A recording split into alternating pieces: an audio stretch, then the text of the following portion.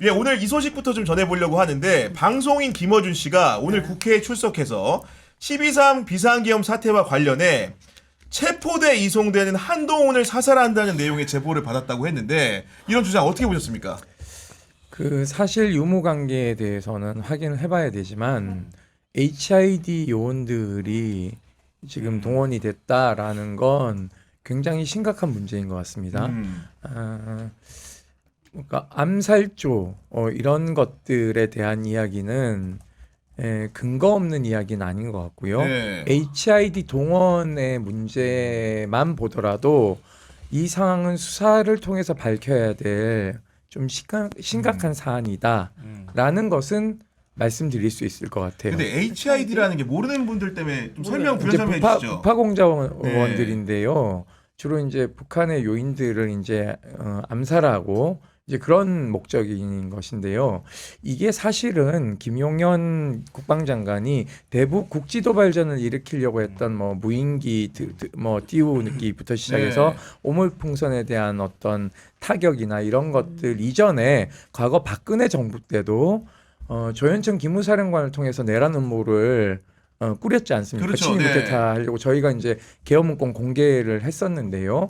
그 전에 희망 계획이라는 게 있습니다. 아, 김관진 주도하에서 김정은을 뭐그 참수하려는 참수작전. 참수작전이 희망 계획이라는 게 있어요. 네. 그런 작전 계획에 동원되는 인원들이기 때문에 우와. 사실은 HID 이 요원들을 투입할 일이 없지 않습니까? 사실상 그냥 네. 이게 정상적 계엄 상황이라 하더라도 그들이 갈 곳은 저쪽 북한 북한이지. 땅이지. 대한민국 헌법기관인 국회를 그것도 국회의원들에게 무슨 짓을 하려고 단순 체포 업무를 하는 사람들이 아니거든요. 그러니까요. 예. 그렇기 때문에 이 주장에 대해서는 우리가 수사를 통해서 확인을 해봐야 된다라는 네. 말씀을 드리고 싶습니다. 아니 김원준 씨가 밝힌 그 시나리오가 어떤 거냐면 일단은 체포돼 이송되는 한동훈을 사살한다 하나, 사살이요? 둘 조국 양정철 김어준 등 체포돼 호송되는 부대를 습격하며 구출하는 신용을 하다가 도주한다. 셋 특정 장소에 북한 군복을 매립한다. 넷 일정 시점 후에 군복을 발견하고 북한 소행으로 발표한다. 이거 어떻게 말을 붙여야 되나 이게 지금 뭐예요? 제가 이게? 저는 사실은 이게 너무 황당하기도 하고 약간 음모론 같잖아요. 네. 그래서 네. 어디까지 믿어야 되나 좀 당황스러웠어요. 그리고 또 지금 이런 마당에 윤석열이라는 사람이 일종의 광란의 칼춤을 춘다고 얘기하는 상황에서 태극기 집회를 오히려 더 자극하지 않을까? 약간 좀 저런 정도 얘기를 한다고 하면 윤석열이라는 사람도 그 민주당에서 그렇게 공격한 거라고 인식할 수 있기 때문에 네. 이게 지금 이 시점에서 맞는 얘기인가? 사실 좀 약간 혼란스러웠는데 아까 HID 얘기 딱 하실 때 그리고 20명 체포조를 별도로 대기시켰다고 하는 얘기가 있었단 말이에요. 이것도 아닐 수도 있겠네. 지금 그런 생각이 문득 들었어요. 체포 업무는 이제 사실은 그날 이제 계엄령 선포 이후에 30분 안에 포고령이 발표되잖아요. 네. 네. 그러니까 많은 분들이 비상계엄도 이제 황당한데 이 계엄 포고문이 뭔지에 대해서 의아해하실 거예요. 맞아요. 보면은 도대체. 뭐 정치 활동을 일체 금지한다. 언론 출판자를 출판자를 제약한다. 제한한다. 네. 이 포고령 그러니까 의사는 뭐 처단한다 뭐 네. 이렇게 해놨어요. 그래서 사실은 이 포고령이 어떤 의미냐면 헌법을 중단시키고 모든 법보다 우선하는 겁니다. 즉 영장 없이 포고령 위반자들을 그냥 임의로 다 체포할 수 있는 거예요. 그러니까요. 그러니까 정상적으로 계엄이 이제 의회를 장악해서 해제를 안 시켰다면 경향신문에도 군합발이 들어오는 거죠. 그렇죠. 네. 그리고 중령 같은 사람들이 편집국장 자리 꿰차고는요 이렇게 써라고 안 하면 그때부터 이제 권봉으로 때리는 겁니다. 그렇겠죠. 아니면 네. 끌고 가 이렇게 되는 거예요. 근데 저가 더 공포스러운 건요 이런 겁니다. 비원 벙커 이번에 실체가 드러났지 네. 않습니까? 과천 수방사에. 네. 네. 저는 비원 벙커의 존재를 알죠. 아는데 거기가 몇천 명이 들어갈 수 있는 사실은 이제 뭐 전쟁을 무리 없이 수행할 수 있게끔 되어 있는 그 엄청난 요새입니다. 네. 지하 안에 관악산을 기반으로 하고 네. 있기 때문에 이제 아무리 이제 공격을 해도 뭐 핵폭탄 같은 것들이 터져도 거기는 이제 끄떡없이 안전한, 존재할 네. 수 있기 때문에 일종의 전국을 지휘할 수 있는 전쟁 지휘소입니다. 우와. 그런 곳에다가 사람을 가두면요, 그냥 찾을 수가 없어요. 생존을 알 수가 없겠네. 그렇죠. 생존 자체 알 수 없기 때문에 네. 저는 좀 그런 게 이제 공포스러운 거죠. 와. 의원이 핸드폰을 휴대하고 들어가도요, 거기는 휴대폰 안 안 터집니다. 장군들이 훈련하면 여기 지휘통제소 들어간 장군들이 있어요. 그래서 제가 네. 가끔 훈련 기간 전화하면 여기 들어가 있으면 연락 두절입니다. 아예 전파가 안 통하기 예, 때문에 그냥 나와서 이제 전화를 이제 나중에 이제 받게 되는 거죠. 그럼 제가 비원 벙커 있었나 봐요라고 얘기하면 귀신같이 알았다고 이렇게 얘기를 하는데요. 이곳에 정치인을 납치해서 도대체 무슨 짓을 하려고 했는지 저는 되게 끔찍하다고 생각하고 있고요. 또 하나는 시리아 내전에서도 어제 뭐 그제 속보로 나오는 게 어느 군 병원에서 그 제가 정말 방송에서 말하기 좀 비참하고 잔혹하지만 눈알과 이빨이 빠진 시신이 다량으로 발견됐다 네. 이런 얘기들을 하잖아요. 어제 대통령이 발언하는 건 굉장히 나치 히틀러 같은 광기 어린 그 전체주의자 파시스트를 보는 것 같았어요. 네. 그래서 저는 어제의 발언은 명백한 내란 선동이다라고 규정짓고 이 내란 수계에 더해서 내란 선동죄까지 물어야 된다라고 네. 생각하고 있습니다. 아니 그리고 저희가 이 체포 대상 명단에서 지금까지는 이제 주요 정치인들 이름이 많이 알려졌었는데 오늘 이제 보도를 통해 확인된 게 이재명 대표 위중교도 사건에 무죄를 선고한 김동연 부장판사의 위치도 경찰청장한테 파악하려고 했다는 거 아니겠습니까? 그러니까요 이제 야 정말 저도 처음에 이 체포조라든지 무슨 여러 가지 명단이 나왔을 때 저는 사실 제일 처음에 좀 놀랐던 것은 권순일 대법관. 그러니까 그 다음이 한동훈 대표. 네. 그 다음이 이제 양정철. 양정철 친하다고 했는데 왜 왜 이런 들어갔을까? 거지? 네. 그랬는데 이제는 김동연 그 판사 같은 경우는 그럴 수 있겠구나. 근데 나머지는 사실 일종의 뭐라고 할까? 좀 꽁트 같은 개념이 있었어요. 아, 진짜 별 생각을 다 했구나. 좀 정신이 좀 제정신이 아니구나. 그냥 이제 술 먹고 안주 담아 할 수 있는 충분히 얘기인데 네. 김동연 판사는 너무 무섭더라고요. 그러니까 이 사법권까지 침투를 했기 때문에 저는 정치권에서는 당연히 여기에 대해서 비난을 하고 있고 여러 가지 목소리를 내고 있는데 저는 이제 대법원장이라든지 사법부에서도 지금 가만히 있어서는 될 일이 아닌 그렇죠. 거예요. 네. 사실 어떻게 보면 이 계엄이 되면은 사법부는 그 계엄 사령관의 통제하에 들어가게 돼 있잖아요. 그러니까 직접 피해 기관이 되고 있는데 그럼에도 불구하고 지금까지는 대법원장이라든가 법원에서 원론적인 얘기만 하고 있었는데 맞아요. 네. 김동연 판사까지 체포하려고 했다는 것을 안 이상 이건 사법부에서 정말 가만히 있어서는 안 된다. 저는 그런 생각합니다. 대법원장이 이 와중에 왜 담화문을 발표하는지 모르겠어요. 김병로 초대 대법원장께서는요. 반민특위 해체 시도에 대해서나 준엄하게. 이런 것들에 대해서 준엄하게 담화문을 발표하셔서 이승만에 대해서 마구 사법부의 독립적인 얘기들을 많이 하셨는데 네.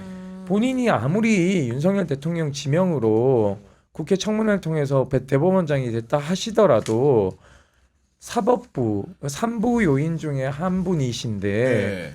헌법기관으로서 준엄하게 헌법이 지금 유린되고 있는 상황에 대해서 작금의 사태에 대해서 담화를 발표하셔야 되는데 지금 꿀먹은 벙어리가 되고 있어요. 물론 이제 법원행정처가 입장문을 내긴 입장문 냈습니다. 냈어요. 어떻게 됐냐면 이는 사법권에 대한 중대한 침해로 심각한 우려를 금할 수 없고 법치국가에서 절대 발생해서는 안 될 일로서 이에 대한 신속한 사실 규명과 엄정한 법적 책임이 따라야 할 사안이다. 이렇게 밝혔습니다, 평론가님. 네. 네.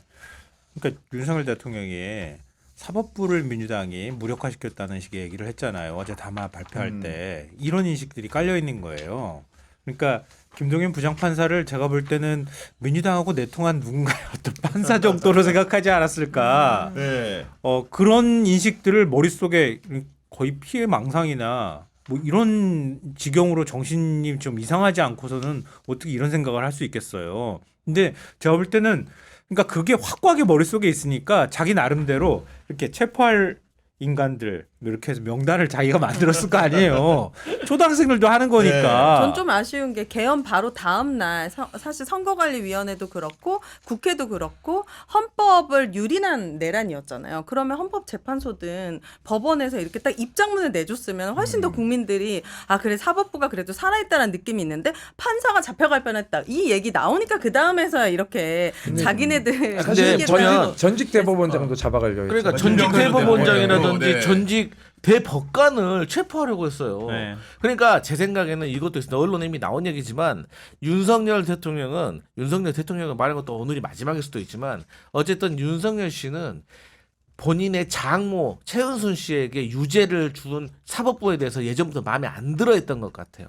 그렇기 때문에 이번에도 법관에 대해서 이렇게 하고 그리고 이번 담화문도 보면 네. 사법 마비에 대해서 2번이나 얘기하고 있어요. 그러니까 사법이 마비되었다라고 이렇게 지금 대통령이 말을 했는데 사법부가 가만히 있는다? 그럼 네. 사법부가 마비되었다는 걸 인정하는 거예요. 그렇죠. 아니 도대체 그럼 이런 기획을 언제부터 했을까 윤석열 대통령은 이런 의문에 좀 시달리는데 네. 지금 들리는 얘기는 8월에 가서 그 특전사 주요 지휘관들하고 골프 쳤다는 그래, 얘기 골프 쳤다는 거잖아요. 아닙니까? 예. 이게 이제 소위 말해서 안보라인들에 대한 이제 그 챙김인데 뭐 이때부터 이제 사기를 붙돋아 주면서 나한테 줄 잘 서라. 네. 나의 친이 되어 이런 것 같아요. 근데 군대를요 이렇게 그 본인의 사적 친위대로 인식하는 건 굉장히 문제가 많습니다. 왜냐하면 우리가 히틀러가 그 집단학살 범죄를 저지르고 집시와 뭐 유대인 동성애자를 이제 다 가스실로 보내고 집단학살하지 네. 않았습니까? 네. 히틀러도 선거에 의해서 총통이 됐다는 거 하지만, 쿠데타 네. 일으켜서 총통이 된 게 아니다. 윤석열도 민주적 절차에 따라서 선거에 의해서 당선된 맞아요. 사람이에요. 네. 그런데 본인이 선거에 당선될 시의 중앙선거관리위원회와 지금 중앙선거관리위원회가 다른 건가요? 저는 이거는 심각한 자기부정이라고 생각해요. 그럼 본인의 당선도 그렇죠. 이거는 네. 선거부정이라는 얘기인가요? 아니, 본인이 한 15% 정도 이겼어야 됐다잖아요. 그게 이겼어야 되는데 0.74이 너무 적었다잖아. 근소하게 어쩐지 이기니까 이상하다 이게 했다잖아. 말이 안 된다 이건데. 아 그래요. 아니, 저는 이 정도면 국민들이 이제는 응원봉으로 안 될 것 같아요. 어제 민주노총이 관저 앞으로 갔잖아요. 네. 그래서 제가 수요일 날 저도 이제 집회 주최단체의 대표로서 지난 주말 집회를 이끌었지만 그 평일 집회를 수요일 날 처음 갔는데 5만 명이 나왔어요. 7, 80%가 여성이고 그 중에서 또 한 70%가 20, 30대 여성인데요. 이게 이제 어떤 정치 세력화된 집단이 아니에요. 그냥 개별적으로 다 나온 거고. 그러니까 네. 그러니까 이걸 보고 뭘 할 수 있을까? 또 하나는 과연 경호처가 살아 있는데 그날 저녁 밤까지 8시간 동안 대통령실에 대한 압수수색 영장을 집행하지 못했지 않습니까? 네. 그래서 이거는 경호처가 살아있는 한 수사기관이 현직 대통령을 긴급 체포하기는 어렵다라는 판단이 서더라고요. 또 하나는 탄핵이 된 이후에도 마찬가지입니다. 탄핵이 돼도 대통령의 직무만 정지되는 거지 대통령으로 받을 수 있는 경호나 네. 관저에서의 생활은 다 의전은 다 가능합니다. 똑같이 의전은 다 유지된다? 똑같이 네. 유지되기 때문에 네. 저는 체포하기 굉장히 어려울 거다라고 해서 저희 군인권센터가 오늘 네. 윤석열 시민체포영장 발부 동의 서명 운동에 돌입했습니다. 네. 그래서 시민체포영장이라는 걸 만들었고요. 청구인은 군인권센터고요. 발부하시는 분들은 국민들입니다. 네. 이게 무슨 논리냐면 저희가 이거 변호사들하고 전직 대법관님들한테 다 자문 받고 하는 겁니다. 네. 대한민국 헌법 1조 2항이 대한민국의 주권은 국민에게 있다라는 것이 선언됐기 때문에 주권자의 명령으로서 시민체포영장을 발부하는 데 동의하시는 분들이 서명을 하면 그분들의 이름으로 발부하는 거고요. 시민체포단을 저희가 따로 또 여기에 꾸립니다. 꾸려서 그래서 네. 저희가 시한을 줬어요. 수사기관에.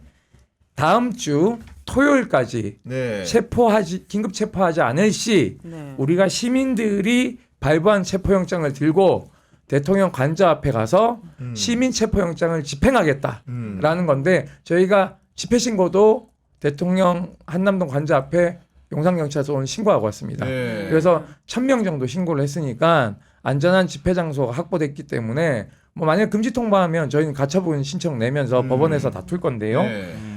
이런 식으로 주권자들이 직접 위임한 사법권이나 위임한 공권력에 대해서 정당하게 행사하지 않으면 국민들이 직접 나서겠다. 국민적인 심판은 굉장히 냉혹하게 돌아온 것 같습니다. 오늘 한국갤럽 여론조사 결과를 보니까 윤석열 대통령에 대한 국정 지지율은 11%, 그리고 이제 그 비상계엄 이 내란이라는 응답은 71%, 그리고 탄핵에 찬성하는 응답은 75%거든요. 여기서 눈에 띄는 부분이 국민의힘 지지율이 윤석열 정부 출범 뭐 역대 최저치인 24%를 기록했거든요. 아직도 많이 나. 네, 반면에 아직도 그렇긴 많이 하지만 나오고. 여하가 역대 최저치고 반면에 민주당은 3%포인트 지난주보다 오른 40%로 집계된 겁니다. 그러니까 저는요 네. 24%면 기사회생할 기회가 있다라고 인식할 겁니다. 왜냐하면 이제 10%대로 떨어져야 사실은 굉장히 긴장감을 느끼는데, 왜냐하면 30% 먹고는 기본 콘크리트 층이라고 네. 보니까요.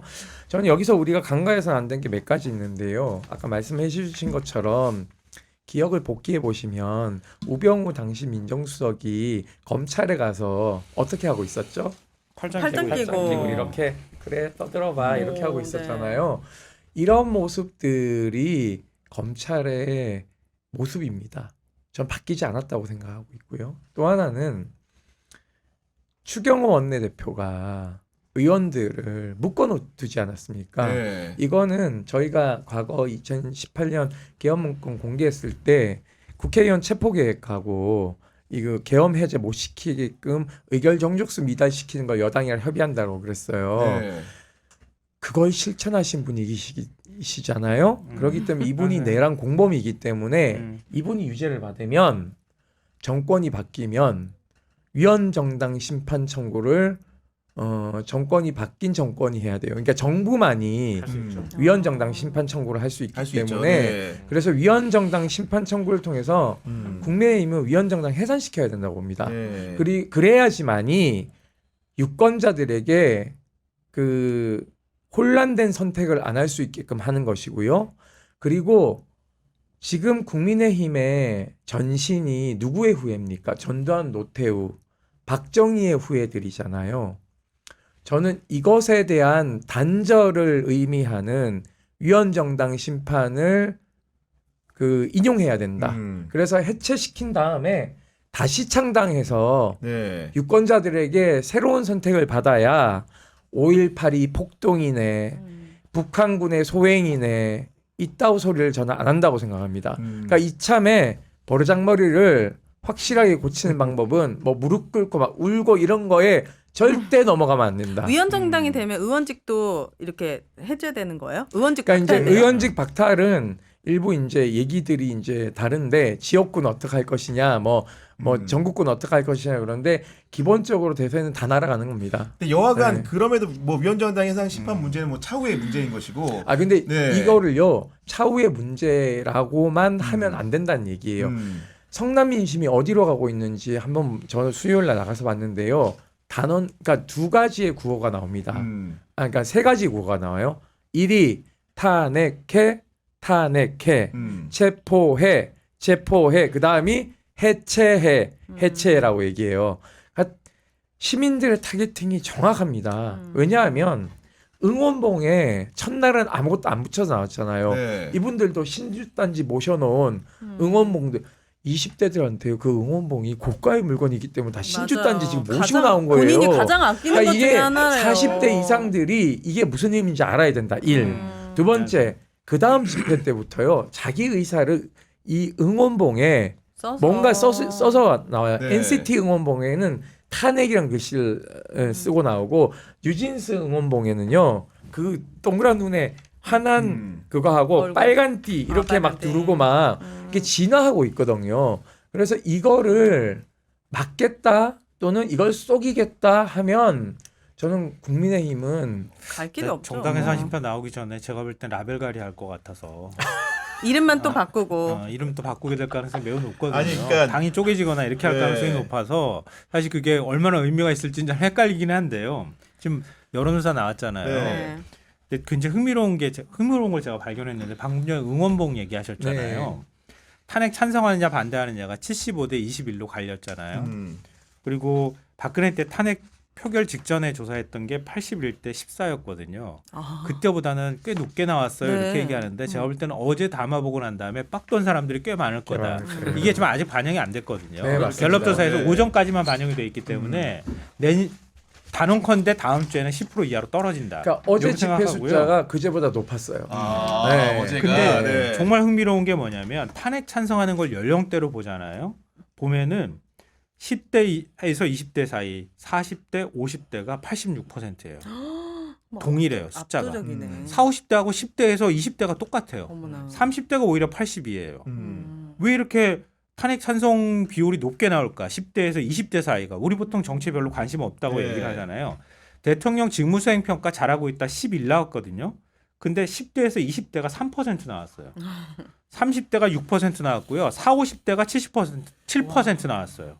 이 얘기는 뭐냐면 40, 50대가 그동안 제일 정치의식이 높다고 생각했거든요. 아니야. 예. 10대, 20대가 3이야. 저들은 그렇네. 주권 네. 80년은 투표권을 갖고 있는 자들인데. 그러니까 이번에 왜 응원봉 들고 나오는지가 이번 여론조사에서 딱 나오는 거예요. 과거 민주화 시위를 경험해보지도 못한 세대란 말이에요. 그럼 유일하게 기성세대들이 못했던 지역 감정 같은 것도 다 사라지고 정말 후보를 보고 뽑을 수 있는 그런 날이 올 수 있지 않을까요? 그리고 우리 사실 그렇기도 뭐 하죠. 페미니즘 얘기도 나오고 이준석이 조장한 뭐 이런 것도 있고 하단 말이에요. 근데 10대, 20대는 아직 깨끗하다. 그쵸. 정치의식에 있어서는. 상식적인 거죠. 네, 네. 교과서에서 본 계엄을 실제 대통령이 하고 그걸 눈앞에서 봤을 때 그걸 누가 얘기하지 않아도 이거 잘못된 거야라고 아주 깨끗하게 선언하고 나온 거예요. 이 세대를 그럼 우리가 어떻게 할 거냐 이런 거에 대한 숙제를 던져주고 있다. 지금 굉장히 상징적인 숫자라고 그러니까 좋은 말씀해 생각해요. 주셨는데요. 사실은 이제 20대들이나 10대, 30대는 사실상 민주주의를 학습하고 훈련돼서 나온 세대이고요. 네. 사실은 이제 그 윗세대들은 사실 민주주의가 구호로 나왔지 학습되거나 또는 이제 활발하게 그 공교육 체계 내에서 논의되지 않았기 때문에 방식의 문제에서도 굉장히 구호들이 다르고 있고 또 하나는 재미난 건 이 집회에서의 음악들을 들어보면 네. 이제 그러니까, 투쟁가도 적게 나오지만 20대 30대들이 민중가요 배우고 싶다라는 얘기를 되게 많이 해요. 그렇다. 다윗처럼 뭐 이런 거 예, 예. 들어보고 나온다는데. 예, 얘기 그래서 이제 들어보니까. 네. 이거 좀 알려달라 그러니까, 우리에게. 네. 그래서 이분들에는 이게 되게 신선한 그 이제 가요가 된 거예요. 그러니까 이런 것들이 저는 또 다른 집회 양상을 낳고 있다라고 보고 있고 수요일 날 이제 행진 차량이 한 5대 6대가 네. 진행이 됐는데 저희 그중 한 차량 우리 김영남 사무국장이 올라가서 진행을 했는데요. 이제 다 트럭들이 빠지고 한 대만 남았는데 여러분들 이제 해산을 얘기를 했는데 국힘 당사 앞에서 안 가시는 거예요. 응원봉 들고. 어머나. 그래서 노래를 계속 아, 틀어달라는 네. 거예요. 그래서 이제 그 걸그룹 노래부터 시작해서 네. 이제 뭐 거북이 노래부터 막 시작해서 막 트는데 계속 이제 뛴단 말이에요. 20, 30대들 에너지가 넘치니까. 그쵸. 즐기는 자들이 네. 이길 수가 없어. 잘못 그렇죠. 걸렸어. 진짜 정말요. 국민의힘. 그러니까 이제 집회 주최 측 입장에선 네. 내일도 해야 되고 모레도 해야 되고 지금 언제 밤 탄핵될지 늦게까지 해야 모르는데 되는데. 계속 해야 되는데 좀 걱정되셨구나. 제가 우리 국장 과로사예요 안 돼요 그랬는데 이렇게 한번 쓱 보더니 앵콜 이러는 거예요. 그래서 그들이 봤을 때는 당신들이나 체력 관리 잘해라 그치. 이거예요. 우리는 네. 지금 팔팔 아직도 남았어. 우리 괜찮다. 그러고는 3곡인가 4곡인가를 더 틀었어요. 와. 야. 그래도 와서는 좀 더 틀어주시면 안 될까요? 대단하다. 미안한데요. 이렇게 얘기를 해요. 네. 그리고 헤어지면 네. 안 갑니다. 그럼 각 거기 술집에 들어가서 2시, 3시까지 이제 또 마시고 또 이제 같이 있던 체력이. 연배 높으신 분들은 그걸 또 다 계산해줘요. 오. 그리고 저희 방송차에서 어느 카페에 어느 익명의 시민이 300잔을 남기고 가셨는데 어머나. 가시면 안 되고 꼭 들고 가세요. 이런 방송이 세상에. 그냥 막 미담처럼 쏟아지는 진짜. 거죠. 근데 제가 최근에 언론 기사 본 것 중에서 그 젊은 집회에 나오신 20대한테 언론사에서 네. 기자가 물어봤어요. 왜 나왔냐고. 이래 추운데. 그러니까 자기도 추워서 집에 있으려고 했는데 대통령 담화문 보고 나왔다는 거예요. 화가 나서. 오히려. 그러니까 어제 담화문 보고 더 많이 뛰쳐나오는 나온 거예요. 거지. 이제. 맞아요. 그러니까 지극히 상식적인 거니까 어떻게 저런 소리를 듣고 우리가 가만히 있을 수가 있겠냐라는 거예요. 그러니까 참 아직 순수하더라고요, 진짜. 엄마들이 가만히 있지 않습니다. 기저귀차도 보냈어요. 아이 500이 가보니까 기저귀를 갈 데가 없잖아요. 사실은 그렇지. 기저귀 차를 500이 여행 선물에 털어가지고 보낼 테니까 네. 엄마들은 와서 여기서 기저귀 갈고 미씨닷컴에서는 간식차 하루 만에 도네이션 미국 엄마들이잖아요. 네네. 하루 만에 도네이션 해가지고 2천만 원 넘게 모금했어요. 와. 진짜 윤석열 같은 바보 같은 인간 때문에 진짜 하루 너무 그냥 나라 지금 뭐 창피하다 하면서 어묵차, 뭐 맞아요, 간식차. 버스 자원봉사.